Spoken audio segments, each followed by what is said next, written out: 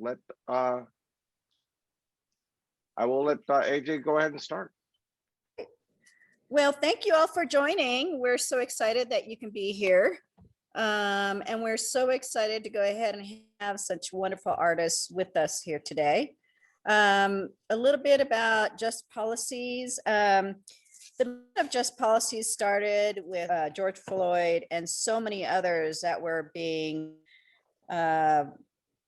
brutally killed by police officers. And I just felt like I need to go ahead and do something about it.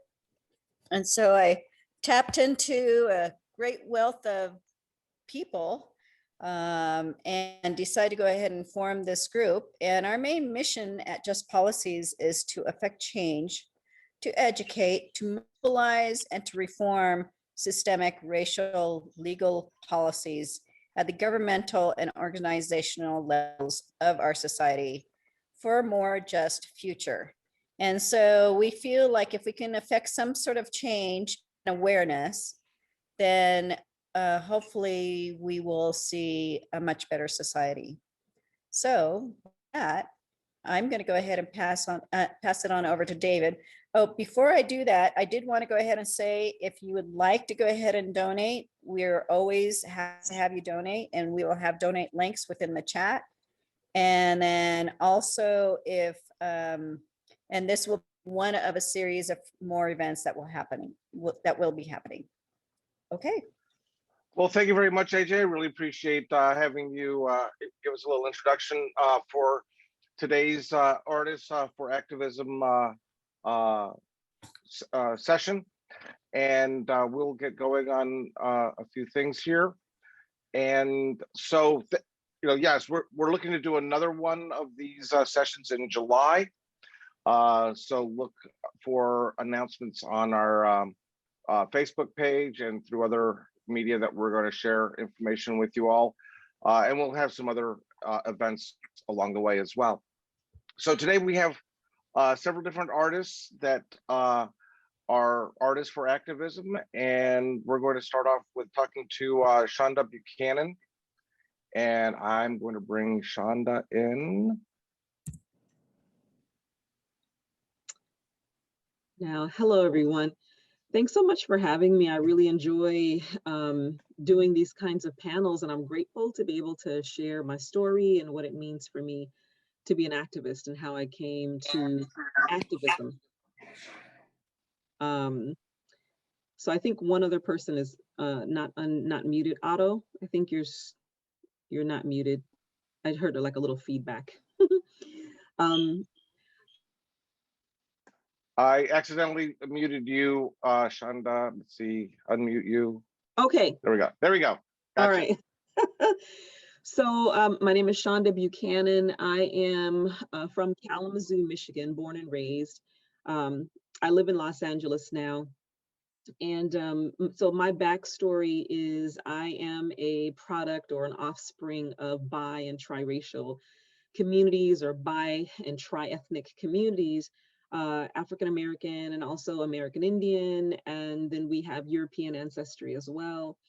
And I wrote a memoir called Black Indian, which talks about heredity and loss and migration and the things that my family inherited on the trail of escaping Jim Crow and escaping being ostracized as free people of color, in North Carolina. And my people literally left North Carolina when the North Carolina laws started to tighten on free people of color.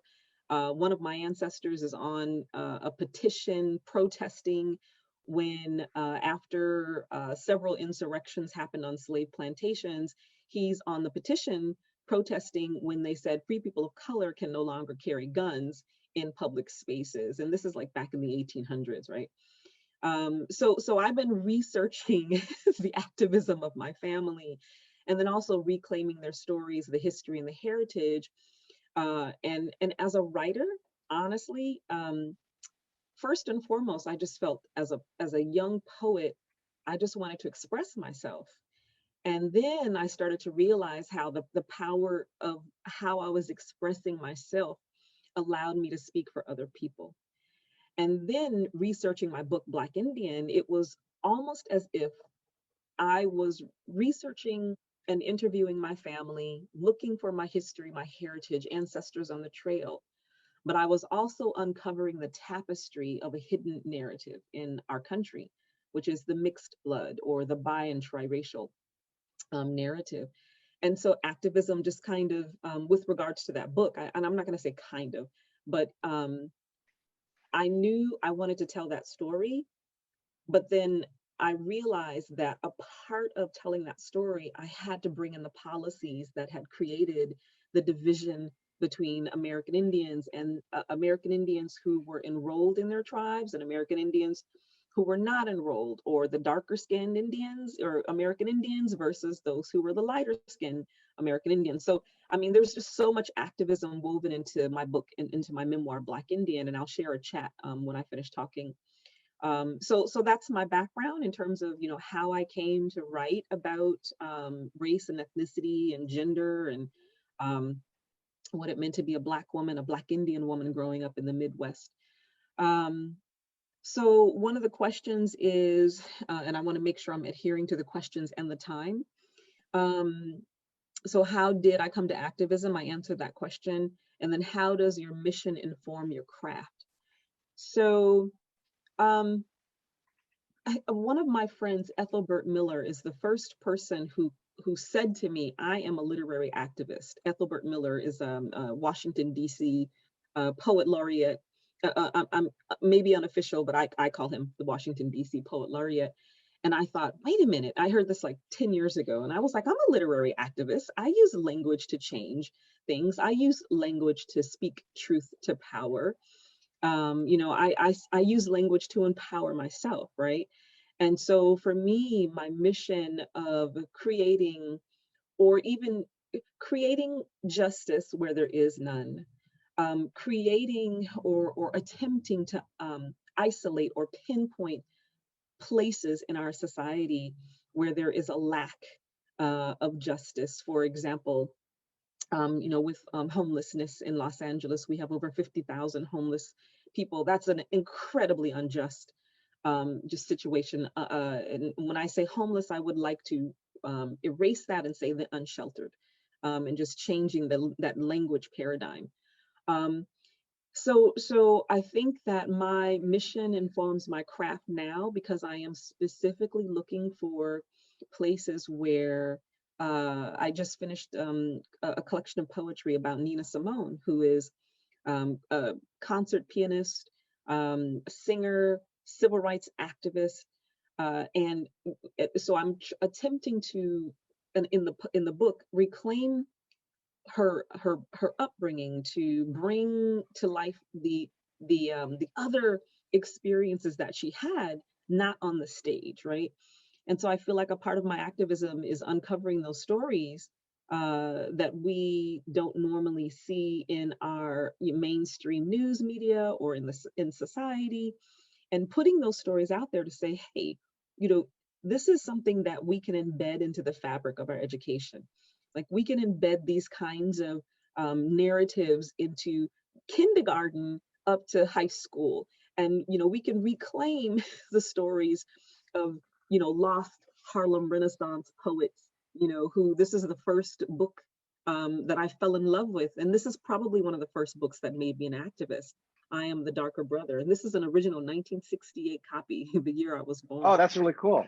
Right? You know, there's a story behind that too. But so I think, yeah, so I think for me that I really believe right now that I want to work a little bit more on the curriculum as well. I work at Loyola Marymount University, and so I'm wanting to think about how we can instill a bit more diversity into the curriculum across the board. So let me just chime in a little bit. So my ethnic background is actually rather similar to yours, in that my father is Scottish and Cherokee, and my mother is an immigrant from Cuba. So, you know, I've got all types of things going on in my space as well, which is, I think, one of the great things about the United States, that we do have so many people in this country who can look at their ancestry and see, a diversity that you don't see from people who are born and raised and have multiple generations from, whatever country it might be in other parts of the world. You're talking about curriculum. What aspect of curriculum would you like to see as a just policy change? Yeah, I think every classroom in America, if there is a professor, particularly white professors who are teaching, whatever it is they're teaching, they have to have a person of color in the syllabus. Like they have to teach a person of color, whether or not it's a scientist or a mathematician or a politician from the Reconstruction era, whether or not it's, the history of the Chinese immigrants who were picking cotton in Mississippi, and so they have to have a person of color. You must integrate. Like that is what we need to do right now. We have to integrate. And what would you say to those who might, push back a little bit and say, well, is that tokenism?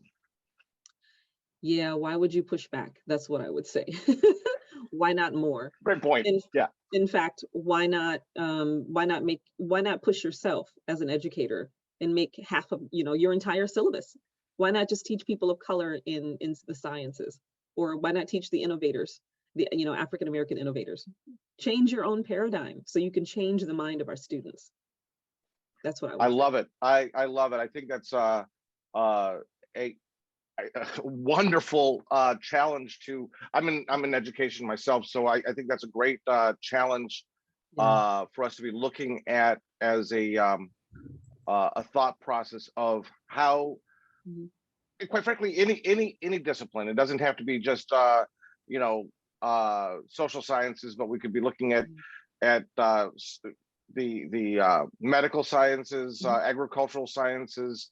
I'm in food service, so I mean the depth of that influence is there as well. So every one of the disciplines that you just mentioned, I thought of someone that we do not know in history, that we don't teach regularly, like Carter G. Woodson, or the gentleman, the Black Indian who was the first one to coin potato chips, and he gets no credit. I can't remember his name right now. Actually, and that was up in Massachusetts, or New England. It was in New England. Yeah, New England. New England. Yeah. That because Crumb. people were complaining. George. Yes, Crumb, and people were complaining that the French fries were too thick, and so he said, "Well, I'll show you, and I'll slice them super thin," and there you go. We ended up with potato chips. There's so much. Great. Well, Shonda, I thank you very much for your time. I know that you've got a busy day and that you've got other things that you're looking at doing today. And we really appreciate the fact that you spent some time with us, and we look forward to you continuing to share your experiences with us. If you don't, you did put it in. I was going to say, if you don't mind putting into the chat box a little information about how people can find out more about you and follow your story and all that kind of stuff, we will give you a platform here on Just Policies so that we can all work together. So thank you so much, Shonda, for your time. I know you've got to run, but we definitely appreciate your time. Thank you, Shonda. David, I think we might have someone in the waiting room because I was able to get the passcode off. But okay. Let's see. Wait, I don't see the waiting room. If Shonda's not gone, then I wanted to say, Shonda, we should keep in touch because that's exactly what I do. Is I go into schools and she's still with us for a little bit. Okay, so great. I am. Yep. I want to listen in on as many people as I can, but I would love to stay in touch, Hope. Let's stay in touch because that's what I do. Is I go into schools and I teach kids our real American history. So. Right. So I want to switch on to our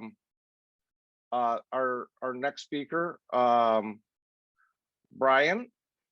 And so Brian, Sonia-Wallace, let me pull you up here. Hello, hello. There we go. I found you. Very good. And so Brian, I'm going to give you a little chance to tell a little bit about your story and everything. But I want you to start off with one thing. I love your backdrop. If you could share just a little bit about your backdrop and why you have that there, and then I'll let you lead into your story, and then I'll follow up with a couple of other questions. Sure. There's a multiple part answer for that. It's great to see you, Shonda, and thank you so much for sharing all of that. I have so many responses to things. Yeah, the backdrop is an image from the 1940s of essentially a secretarial pool, a writing factory. Back from the early days of typewriters, and a lot of my practice as a writer, as a poet, as like an activist in public space, for whatever bizarre reason, has centered around typewriters. So this is Remington Rand that I've got on the desk with me. And I think there's some interesting things in that, both in terms of the typewriter being a kind of like symbol of the past, symbol that is like either nostalgic or terrifying, and also as something that is traditionally women's work, traditionally something that has kind of shifted and plays with gender in an interesting way. And I also have the backdrop because I just moved into this apartment, and so the walls are pretty bare.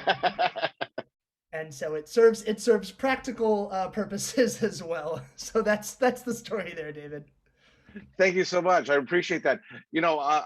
Before you go on, I want to throw out that I learned how to type on a Corona typewriter before Smith and Corona merged and everything. Well, the typewriter was from that era. So yeah, and there was a lot of things that I did as a child that were like, why does he learn how to type? That's for women to do, kind of a thing. And why does he like to learn how to cook? That's what women do. Why does he like to sew? That's what women do. So I remember that whole, gender classification. And so early on in my life, I definitely saw that as being a topic to address and so forth. So I'll let you go on and tell a little bit about your backstory. Tell us a little bit about, so start off by where you grew up, where you live now, and I'll go on from there after that. Sure, sounds good.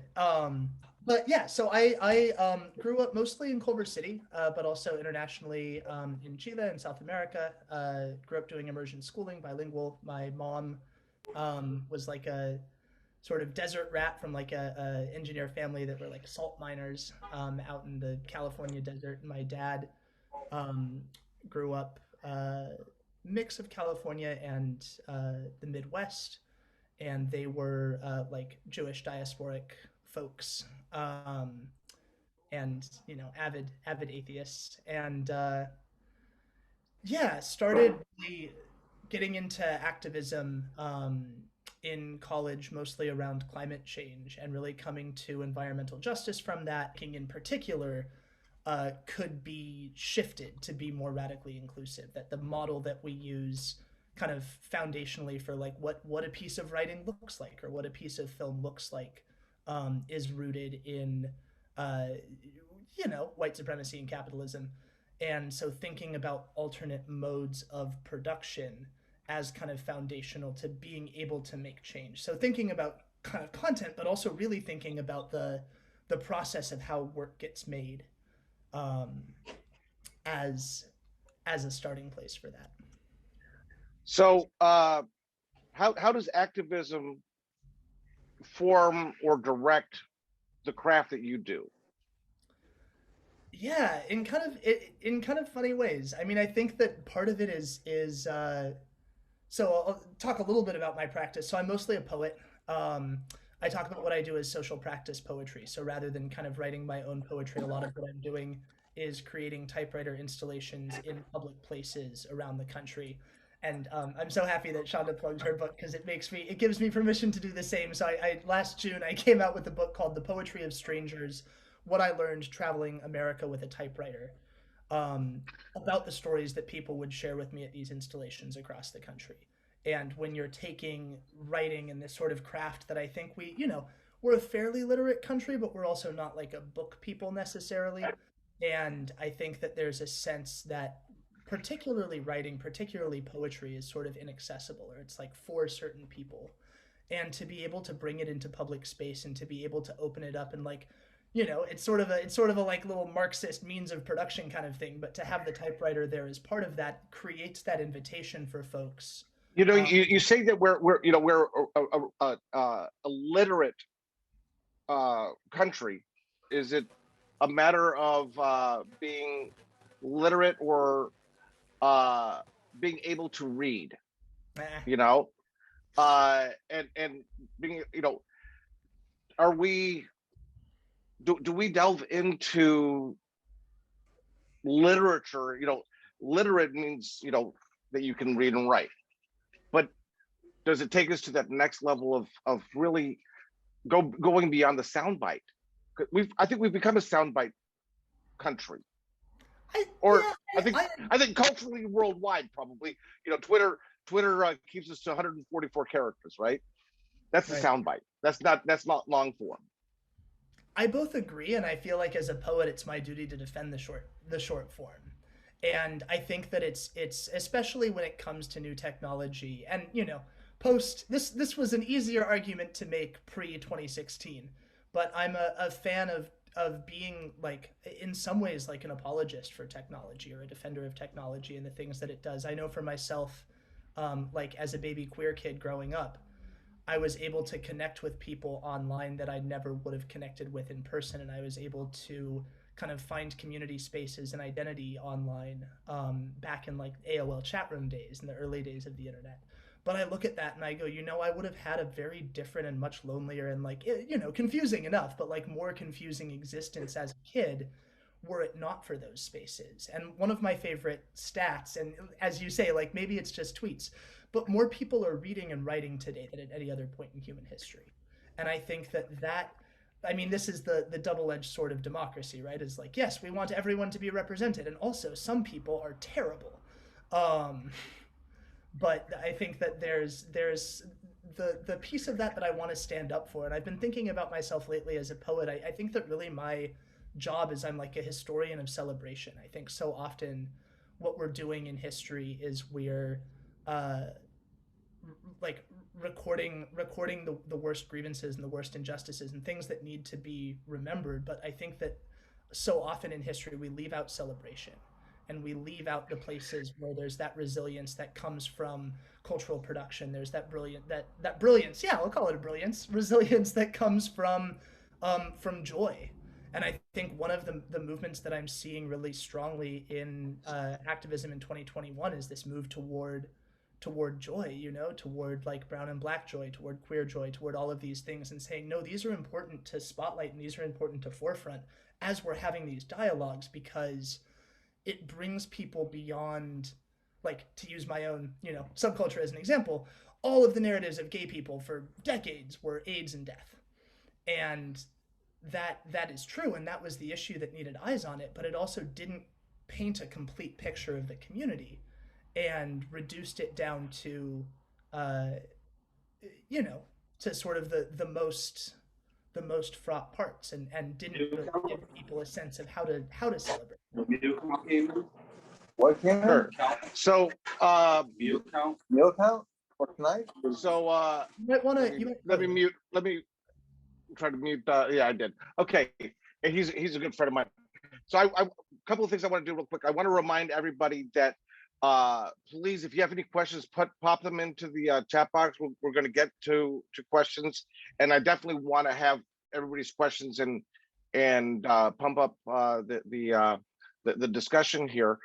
And I do want to remind Brian, please post in the chat box information about how we can follow you and so forth. And then I'm going to follow up with in terms of, like, what would you like to see as a just policy shift that comes from your space? You know, you sort of touched on a couple of things, but can we take it to that next level? Yeah. So I'm currently serving as the City Poet Laureate of West Hollywood, which is a 2-mile wide city, founded in the 70s as a consequence of old folks and gay folks trying to formalize rent control in unincorporated LA County. And as a result has been one of the most kind of progressive and activist cities in certain respects, right? Like always work to do. And I think that one of the things that I have been sort of learning more about and thinking about how to bring that beyond kind of these city limits, or thinking about some of the just mechanisms for arts funding. So like California Arts Council for the first time this year again is funding individual artists, which particularly lower income artists, particularly like BIPOC creators, are less likely to have like incorporated 501c3 nonprofits with a board of directors that has an attorney and a yeah, da da da da da. And so like being able to do that direct artist funding and being able to also target funding. So like West Hollywood has the first, as to my knowledge, city sponsored funding program that's specifically for trans artists. So you have to identify as a trans artist to qualify. And thinking about the ways that I think so often when it comes to policy, when it comes to mechanisms, we have goals and then we don't talk about them. Like one of my favorite things is like the word community, which has become this kind of catch-all to mean often like BIPOC folks, sometimes like Latino folks, sometimes gay folks. Like who are we talking about? And being able to drill down and be really specific in calls for funding and calls for proposals and all of that, and saying, you know, these we have seen that these are the stories that we need to elevate, and we're going to be very, very explicit about who we're inviting, and we're going to make sure that we make room at the table so that we don't get the same 12 people who are already there all the time. So bringing more funding for the arts and making arts more more accessible and presented. Is that what I hear you're sort of? Yeah, and I mean, a lot of my activism is very much around like arts and arts equity, but I think that the consequence of that, my hope is that if folks have the tools and the space and the resources to tell their own stories, all of a sudden we know those stories, and all of a sudden those stories become unignorable in the broader patchwork. So Very good. I think it is a foundational component. Well, thank you very much, Brian. Please stick around. We definitely want to come back to some questions and part of the discussion as we go along. Again, don't forget to put your information in the chat box, and please stick around for some more conversation. I wanted to go ahead and go to Corie, and I know we were having some issues earlier with getting Corie all online here. Corie, are you with us? Not? Do you have? I'm here. I'm okay. here. Are you just on sound, or do we have video as well? I know you were having issues with trying to find the right spot. Oh, there we go. So, Corie, give us the a little bit of background about you, and you know, where were you before? Which came first, the chicken or the egg? Which came first, your artistry or your activism? Tell me a little bit about how that comes together. Yeah, that's tough. Well, I think I've always like had an interest in activism, but I never thought to mesh art and activism together. So I think when the pandemic happened and I started, you know, bringing attention to, you know, COVID-19 and what people need to be doing and whatnot, it was, I guess it was along the lines of activism in a way where it's like, we've never been through this, and, you know, we have to raise certain questions and attention to what's going on in the world. And I think, you know, once I did that, I was like almost addicted to creating images and like wordplay that people could connect with. So I went even, you know, once George Floyd happened and the BLM movement really, you know, was heavy in focus in Los Angeles, I kind of took it and used my platform to contribute any way I could. You know, especially as a white female, I think it's important to hold accountability, but also, you know, take initiative. And so that's what I really tried to do, and, you know, provide, you know, places to donate, research links, all of that stuff. And it's not even just, you know, it's carrying it past BLM. It's also with, you know, LGBTQIA plus, you know, I'm a member of that community, and, you know, there's a lot of things that need to be raised and and brought to people's attention, but maybe in a more creative way that they can connect with. And I think that's kind of where I found my medium, where it was something where, you know, I was the common thread between, you know, art and what I wanted to say and what people, you know, were interested in hearing. And like I always say this, good art makes you think, but great art makes you do. So I always like keep that in the back of my head every time. I want call to actions. I don't want someone to look at something and be like, that's really cool. I want to change someone's perspective, you know? So I see you've done things like doing face masks that say racism is a pandemic, you know, after the plague and things like that, that you've done a lot of mural type of art. What's been the reaction you've gotten for it? I've gotten pretty positive reactions for the most part. I think it's difficult because, you know, it might be hard to hear coming from maybe like a white person, because there's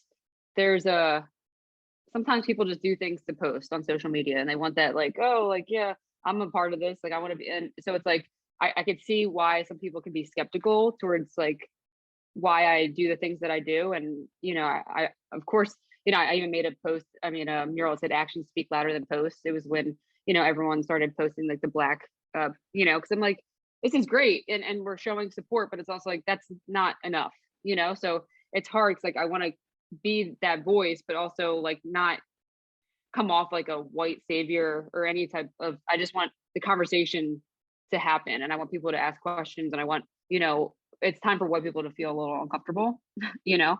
So I think that's like kind of where I am, where, you know, I make these pieces where some people may not agree. And, you know, I've gotten negative comments. Well, you know, racism isn't a pandemic, and, you know, and that's fine, you know, but I guess it's like art is up for interpretation. So, you know, if you take it completely literally, then, you know, maybe it's not a pandemic, but the way I was thinking of it is like, you know, it's invisible basically, and it's affecting a ton of people, and, you know, and it's killing off a lot of people, and it's deep rooted, and, you know, all of these overlapping things to actually, it's funny, I made a piece that listed like the similarities and differences of the pandemic, like at the same time as what was going on with George Floyd. And it was just, it's crazy. And it was with this woman that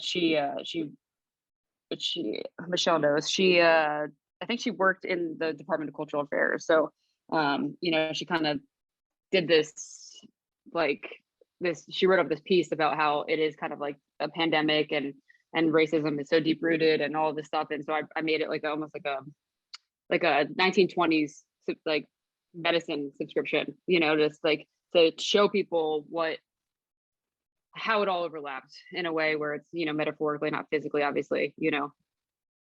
So and many people agree with that phrase, and that's fine, because it's, you know, again, like I said, art, you take it how it is. Art, you know, is subjective to people, you know. And I think you said something earlier that really I think is pretty powerful, that, you know, art inspiring one to not just, you know, observe and so forth, but to actually do. Mm-hmm. You know, that it invokes a sense of activism or just any kind of, you know, action, you know, whether it be activism or not. You know, I remember I live in the Washington D.C. area, and when Mayor Bowser painted you know, Black Lives Matter and created Black Lives Matter Plaza and everything, you know, there was a lot of like reaction to that. But we've seen that same thing happen in other parts of the country. And I think there's some action that has come from doing that, which I think is a pretty powerful thing. What would you say would be something that you would like to see come out of your art, or that other artists would do, that would be directed towards just policies? Well, you know, I recently just did a piece with the People Concern, and they fight, you know, try and fight homelessness in Los Angeles. And I did a mural in Santa Monica, and it's like 100 feet, but I put a QR code, so when someone goes up to it, they could donate, you know. And so that's the call to action right there. where it's like, I hope that I could do more of these murals for not just, you know, homelessness, but maybe, you know, to raise money for BLM, to raise money for LGBTQIA plus youth, you know, where it's like someone's going to go up to it, they're going to get drawn in by, I use a lot of yellow, so, you know, it's like really bright. They're going to get drawn in to that. And then, you know, hopefully that they like, oh, what's this QR code? And then it pushes them enough to, I mean, even if they don't donate, maybe it's something where it's like they read a little more about, you know, the topic, or became more educated about certain things, or, you know, even shared it with someone else, where it's like, that's better than nothing, you know? So in an ideal world, I mean, I would love to do all call to actions and, you know, address all of these different types of things that are going on in the world. You know, in an ideal world, that people would donate and put money towards and start, you know, change together. But at the very least, at least it's there, and someone could potentially, you know, put forth their efforts to see the change that we all want to see, or most people want to see. I'm not going to put you, you know, I'm not going to try to narrow you too much or pigeonhole or any kind of thing like that. But if you were to say one area of policy that you would like to see change, and I know I'm constraining you a lot by saying that, because your art has been really hitting a lot of different areas. What would you say right now is something that we need to be looking at top of mind? Damn, that's a tough one.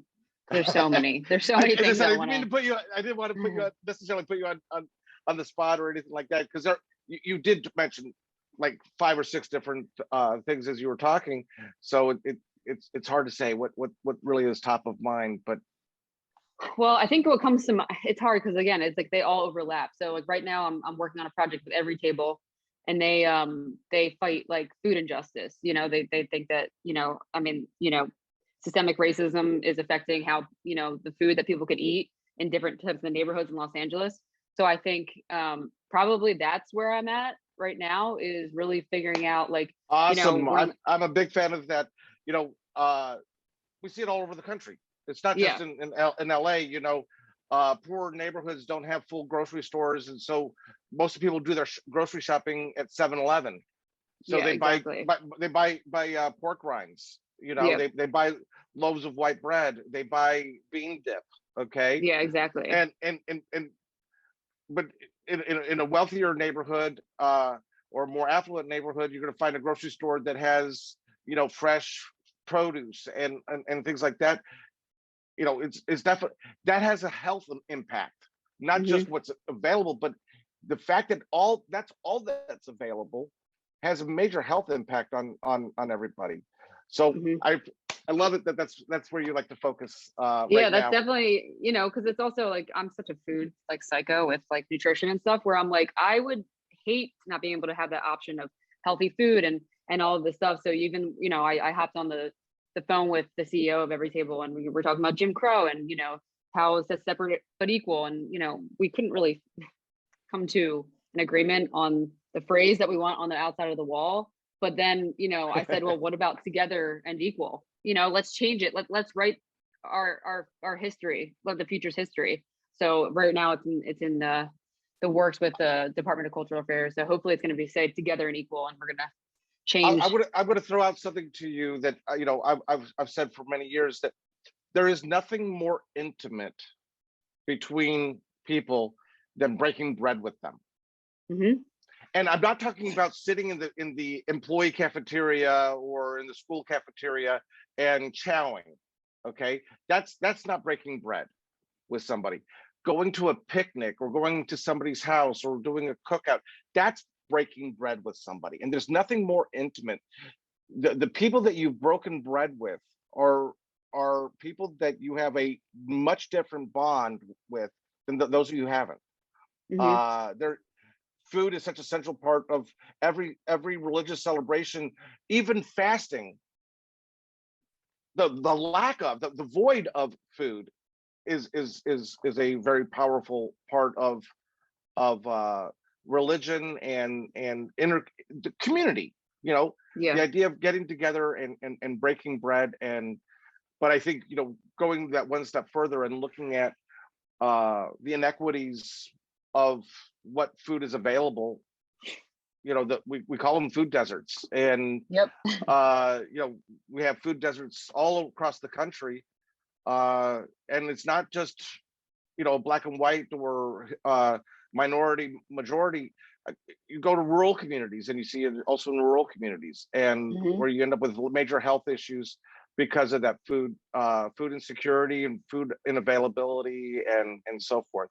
So I applaud you for that. And I know that we have Thank you. at least one other person on here that will probably pipe in a little bit on that. I am going to transition now. Thank you so much. And please stay with us, because we definitely want to have the conversation continue. I'm going to bring in Danielle and have Danielle talk a little bit about her journey with art. And why don't I find, there we go. Let me bring Danielle in, and don't forget to unmute yourself. And tell us a little bit about your story, who you are, where you come from, and why you do what you do. Yeah, sure. So hi, everyone. My name is Danielle, and I'm a writer, journalist, and activist. And I'm originally from the Central Valley, so I grew up in Stockton, California. And usually when people hear that name, they either don't know where that is, or they know where it is for all the wrong reasons, all the wrong reputation, because it really is, rural California, known for like drug epidemic, named most miserable city several times. And it's really changed over the years. Now it's rated the most diverse city in California, which is, a win after so many years of just chaos. But right now I live in LA County. And so this is, pretty much I write about our communities in LA, specifically when it talks about justice and kind of what we were just talking about, just inequities, activism, things like that. And I explore those things through several different lenses and try to, I guess, bring them both experiences, my experience growing up in Stockton and my experiences in LA, specifically when I first moved to LA and I lived in East LA, it had many parallels with Stockton. So I try to bring those experiences into everything that, I write about. And yeah, so pretty much, that's kind of where I come from and how I guess I lens a lot of my work through. So which came first, activism or the art? I'd say that they came about the same time for me. When I was in community college, so still in Stockton, I joined speech and debate team. And, so much of that is about arts and activism. So we had policy and parliamentary debate where it was our job to know everything that was going on in the world. It was our job to be able to defend and look at things for different angles. I also did something called oral interpretation of literature. So that's more of an acting event, but you also attach it to something tangible in society. So one of my favorite pieces was talking about disability advocacy and, an interrogation of able-bodied privilege. And so, it would be one thing, like one day we would be talking about like a geopolitical policy that is, impacting people throughout the world. And then another day we'd be talking about domestic policies, so it made me know more than I ever did. But when I really, I think gotten, what you could say the meat of activism is when I had moved to LA and I started school at Cal State Long Beach for my undergrad, and I joined an environmental justice organization called East Yards Environments or Communities for Environmental Justice. Oh, it looks like Brian knows them. Just awesome people. So I joined them, and that's, I think, where the real work started, in the sense that, from being in like city hall meetings to doing community cleanups to community gardens to doing the climate march, all of those things, we were always going hard for the things that we believed in and protecting our communities. So we, stood up against the expansion of the 710 freeway because that was going to knock out homes and schools. And we pretty much have just, we've been protesting the refineries in the surrounding areas because those are, having really horrible toxic impacts on the communities. from asthma to pretty much you can see how it affects generations of families that are forced to live, in those kind of neighborhoods. And of course, like we just talked about, food deserts and things like that. So trying to solve for those inequities and to keep fighting. And so kind of between being with East Yard and getting to know more about activism, I met Michelle, and she really helped introduce me into, the world of journalism and writing. And from there, it kind of became infused into what I was already doing. And so it was kind of the best to me, a privilege to have, to not only be an activist, but be able to use that platform and talk to other people about it. So, since then I've written about my activism with like LA Weekly and Rewire.org, that's owned by PBS, and Prism Reports, and just, numerous outlets. And so kind of going back to what other people said, when everything happened with George Floyd, I joined the Black Lives Matter protests in Los Angeles and Long Beach, and, kind of kept that going and wrote about my experiences. And just recently, yesterday, in LA, they had the protest to support the Asian community and stop Asian hate. So I was there, and just, I definitely plan to write about that experience. Just, there's never enough coverage, in my opinion. And yeah, so pretty much like I like the fact that you talk about debate and debate teams, because that was part of my early experience of looking at things from understanding that there's not always just two sides, that it's not a linear two-dimensional reality. It becomes more of a three-dimension, maybe even fourth dimension type of aspect of looking at what's going on, the unintended consequences. Yes, the idea of building a refinery is great because we're able to generate a product that is going to be of value for our economy and everything. But what's the unintended consequence? That it creates an environmental impact on those who live close by, but not on those who live further away.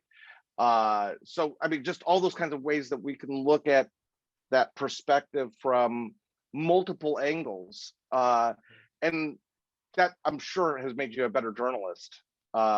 Because you aren't looking at things from that two-dimensional binary, right or wrong type of thing, but that there's a more complex type of aspect to it. What would you say would be your top of mind? I know you've got a bunch of different things going on right now as well, but right now, what would you want to put at top of mind? I feel like that's I know it's sort of a tough one, and if it's too tough for you to answer, that's fine. I can switch that up to, what would you like to see as one thing that we can do as a society that will address just policies? So I feel like over the years, I've developed a sort of question that I ask myself and I ask others. And it really goes like this: are you reactionary or are you revolutionary? And I think a lot of people have already, touched on this in our panel. It's so easy to react. We react all the time. We see something in the headlines and we're like, oh my God, this happened. And we'll post about it, and that's what a lot of people do. Or they'll maybe donate, they'll be like, oh, I feel bad, like I'm going to donate this money, which is not inherently wrong. But to me, these things are sort of reactionary, and to the fact that, it's over, you do it and it's done. But I would say that the biggest thing is that people need to move into the revolutionary. They need to move into the action. And I think that that action needs to be with intention. So, one of the things I've learned is that you can kind of have an idea of what the right thing is, but if you don't know why it's the right thing, then you're just going to be doing things that you feel like you should do.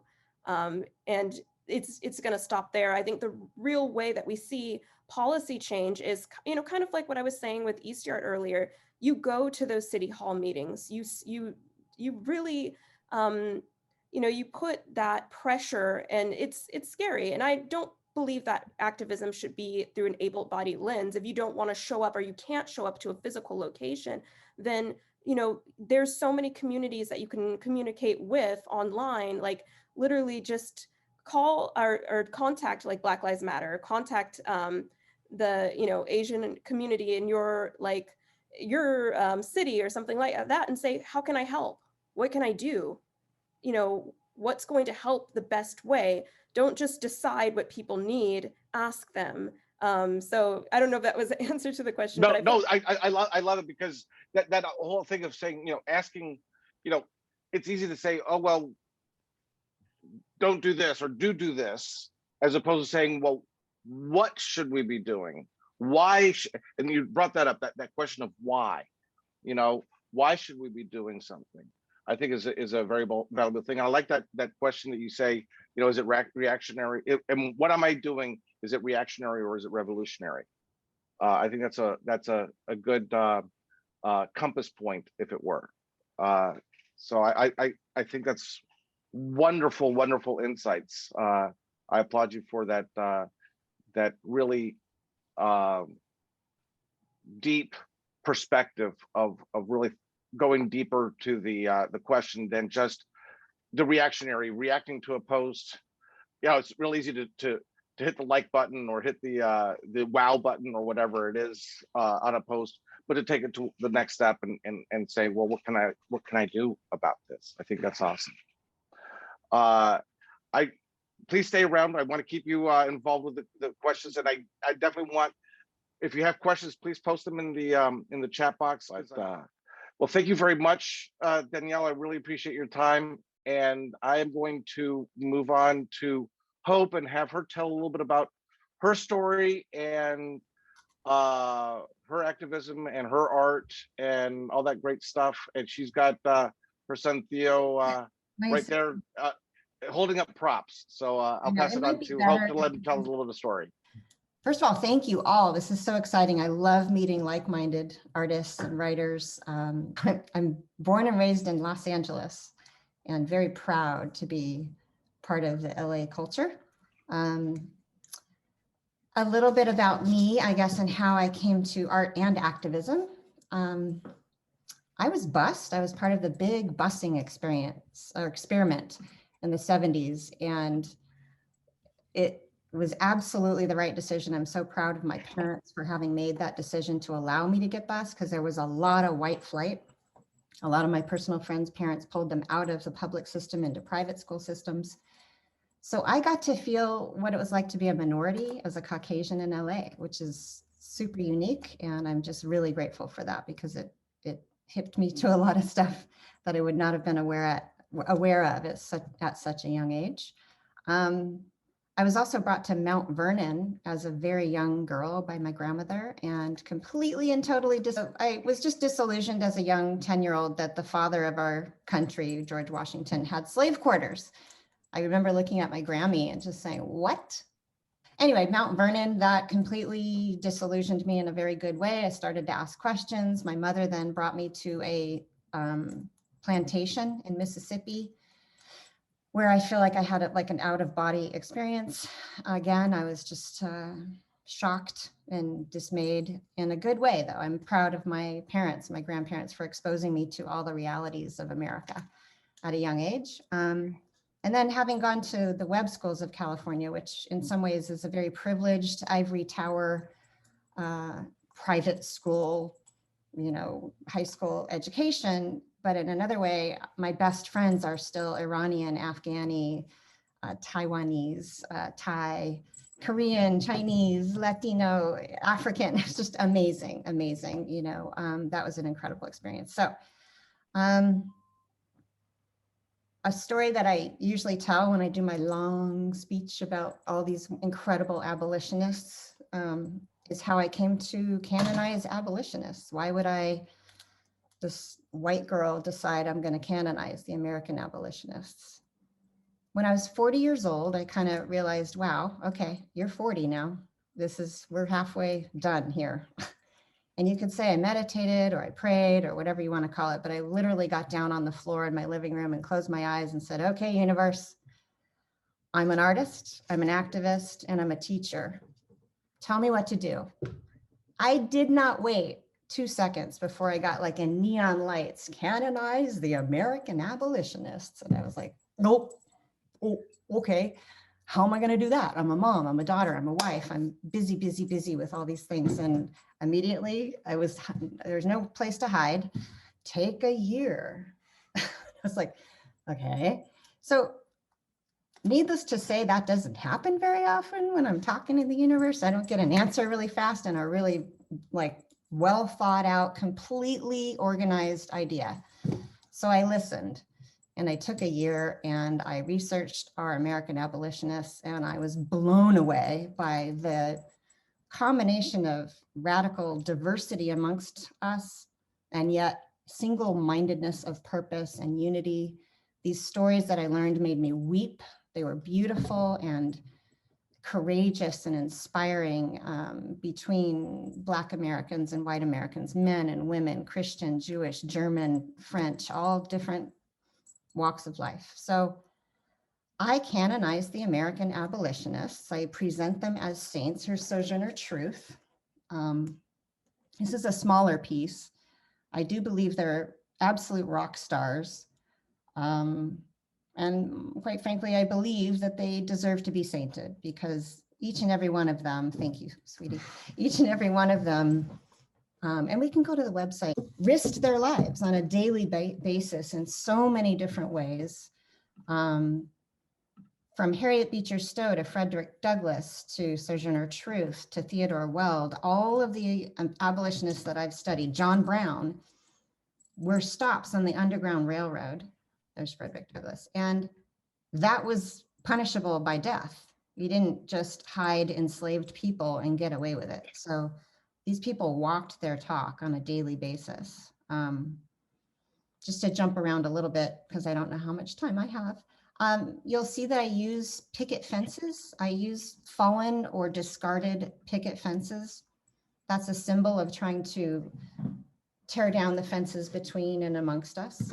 I've also, since I was very small, thank God my mom was a patient woman, I've collected junk. I didn't really know why until college, and what I was going to do with all this junk, but thank God I did, because I use it and I love the recycling aspect. I love the accessibility aspect. I was formally trained. I can paint, I can draw, I can buy expensive, well, I can't all the time, but you know, a lot of art supplies are expensive, canvas and oils and easels, and this is free. A lot of it is free. This is me. My sweet family is so patient with me. This is me saying, oh my God, stop the car. Because there's a big picket fence on the side of the road in the junk heap. I have fellow assemblage or mixed media artists back in college. We delineated ourselves because some of us were dumpster divers and some of us drew the line. Like, I didn't actually go in the dumpster. That was too much for me, but if I could reach it, that was fair game. That kind of thing. I love that you can, I mean, I use rusty nails and shattered glass, partly as a symbol of the danger that all these individuals willingly put themselves in. You'll see a lot of light bulbs, oyster shells, as a symbol of their wisdom and their hope and their single-mindedness of purpose. I use a lot of delicate, lacy items for pieces like Sojourner Truth and Harriet Beecher Stowe, kind of to juxtapose how in some ways they were very stereotypically masculine. I like to shake that up and say, no, risking your life and being militaristic in your passions and your goals is not necessarily at all masculine. It's very feminine, and to be tough and protective and never giving up and tenacious is feminine. So I like to use feminine objects mixed with nails and scary things. And I love the symbolism of shattered glass in particular.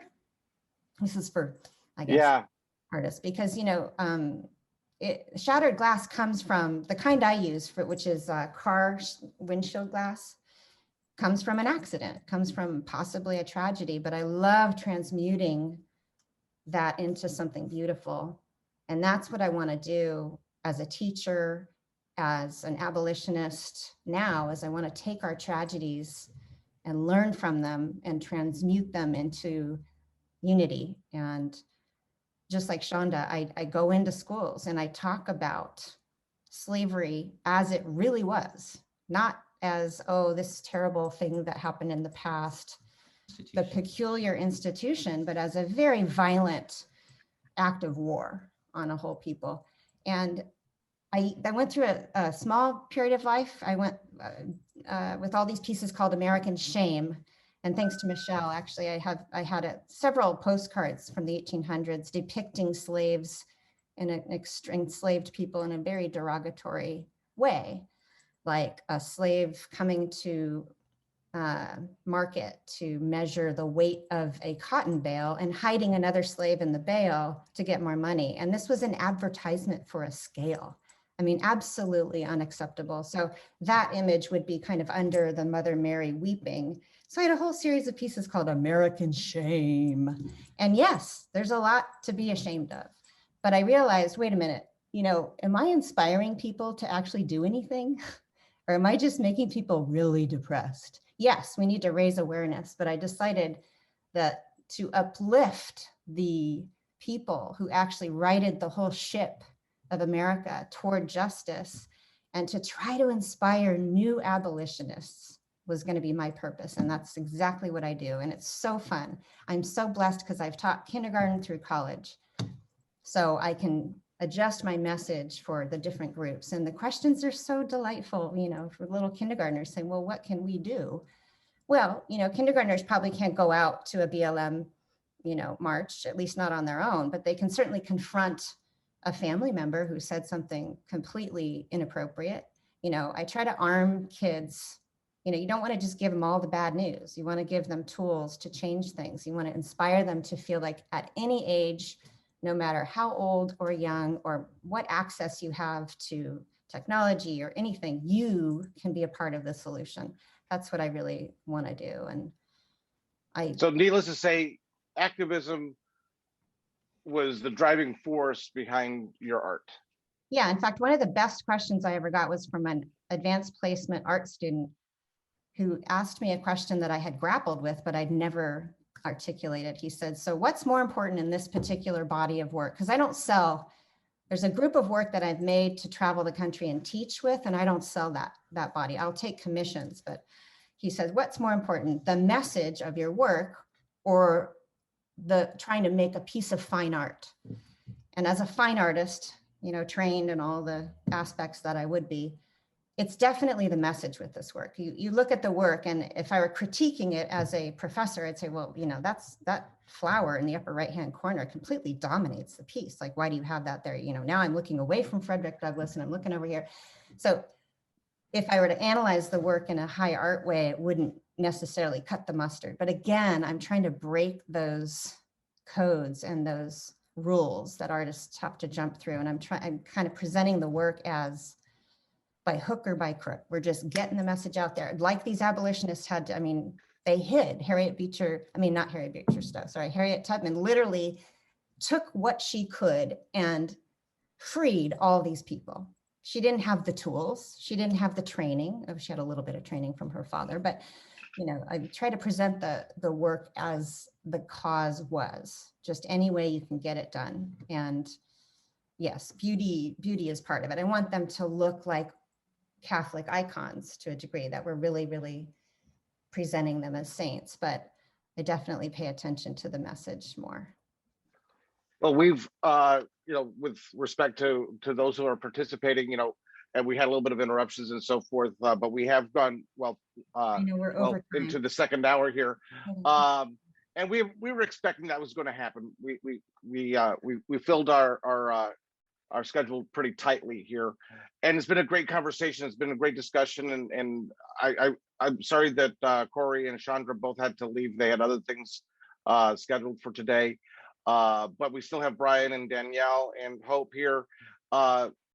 I want to open it up for just a few minutes. Maybe you guys have some questions of each other from your perspectives of your art and how they are working with each other and so forth. So I'll open it up to a little bit of a panel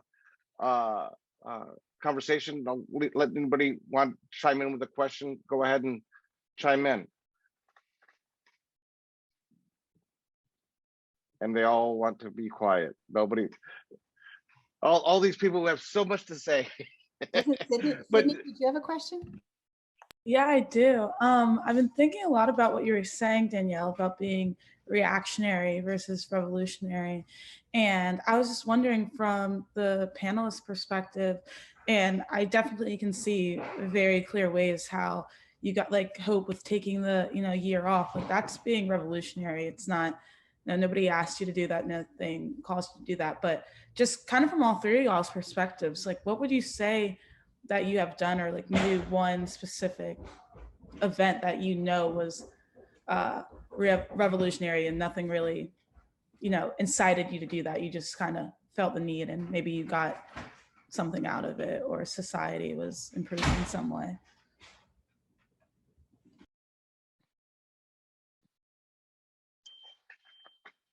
anybody want to chime in on that?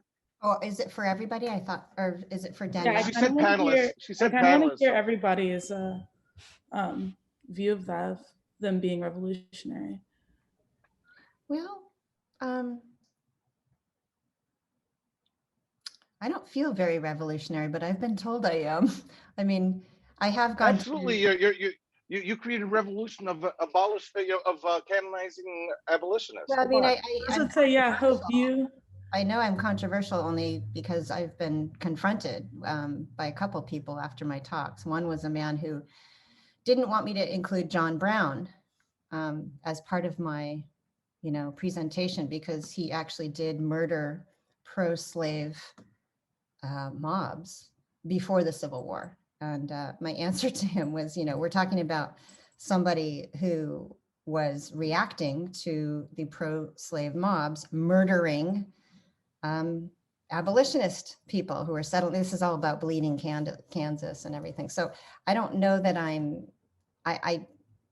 that this is the way that I try to change hearts and minds, is try to educate people better about where we have come and also where we still are. We need abolitionists still today. We have modern day, slavery in our justice system and in sex trafficking and so I don't really feel like a revolutionary, but in changing hearts and minds, it's my art and education, and then trying to actually affect change on a daily basis is with just policies, with all you lovely people, because I think we need to attack it from many different, and by it I mean systemic racism. We need to attack it from many different aspects, many different ways. So I don't want to talk too much. Sydney, thank you so much for your question. Danielle or Brian, do you have anything you want to comment?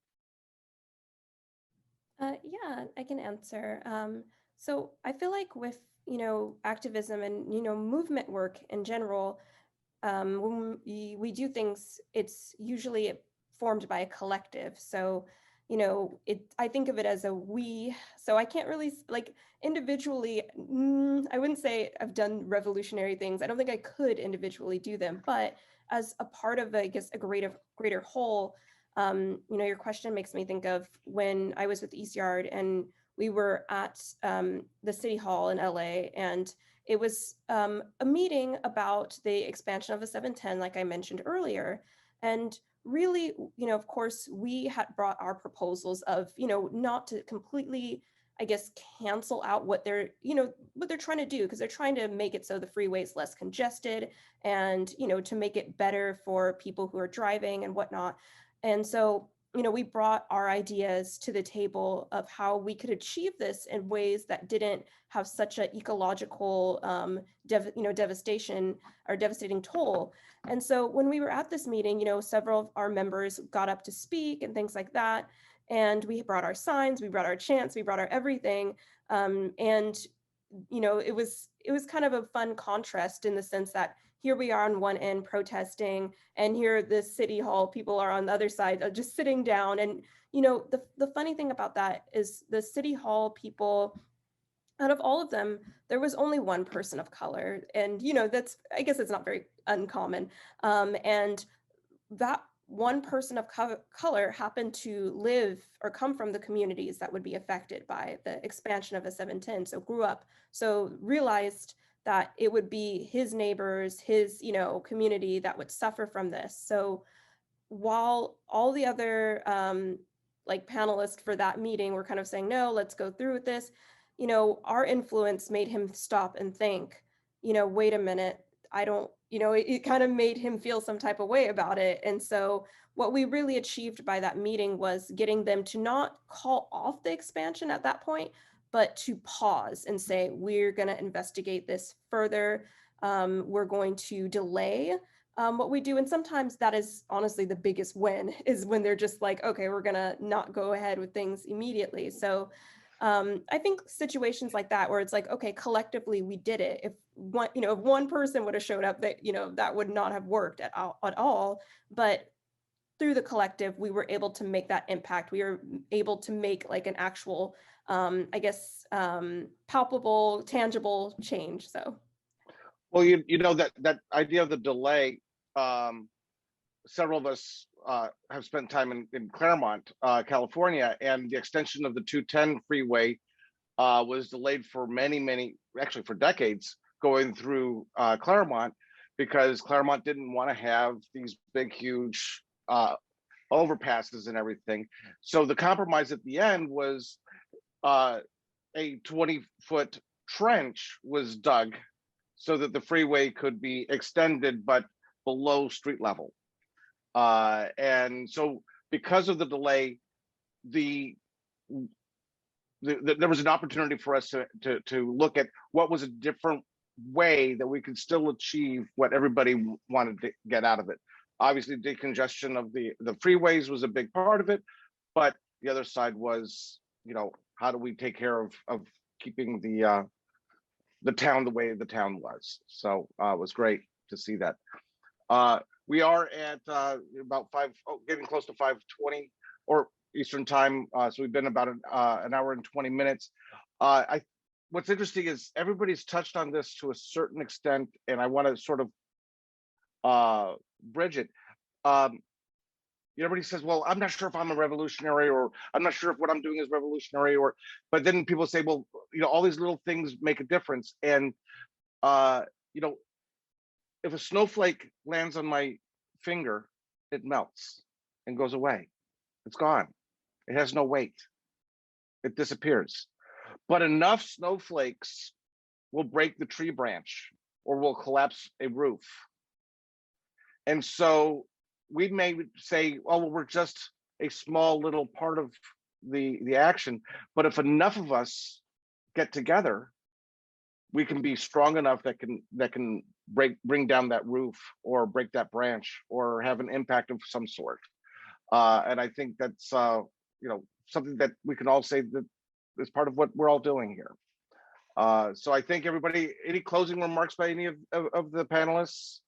I do want to give you all a chance to give your thank yous and goodbyes. If not, I will thank everybody for joining us. As I said, we're going to do another Artists for Activism event in July. We'll have some other events coming up, so please stay tuned as to what we're doing.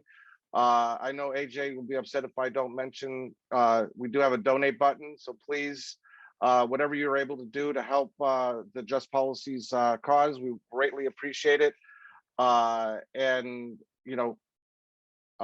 please stay involved with what we're doing, and anything you guys can contribute to. I keep asking the question of everybody, what can we be focusing on? And yes, it is very broad, but if we keep asking ourselves a little bit of a tighter thing, what would be that one thing that we could change now and start to look at how we can make those kinds of things happen? So again, I'd like to thank everybody for being here. Appreciate all 5 artists that joined us today. And everybody's story has been fabulous and fantastic and enlightening and really, quite frankly, a story to pay attention to. We did record this. We're going to be editing it, and we're going to be posting it on our YouTube page as well. So again, thank you all very much. I greatly appreciate everybody's time and look forward to seeing you all again at our future event. Thank you all. Thank you. Yeah, thank you all. Thank you, David. Thank you, Michelle. And thank you everyone from Just Policies for having me. Thank you so I much. It's appreciate you so being nice here. meeting all of you. I really appreciate it. And sorry that I've been unmuted when I should be muted. But thank you. This was really enlightening. I'd like to keep in touch with all of you. Likewise. Great. Thank you all so very much. Have a fantastic evening, everybody. All right, take care. Bye.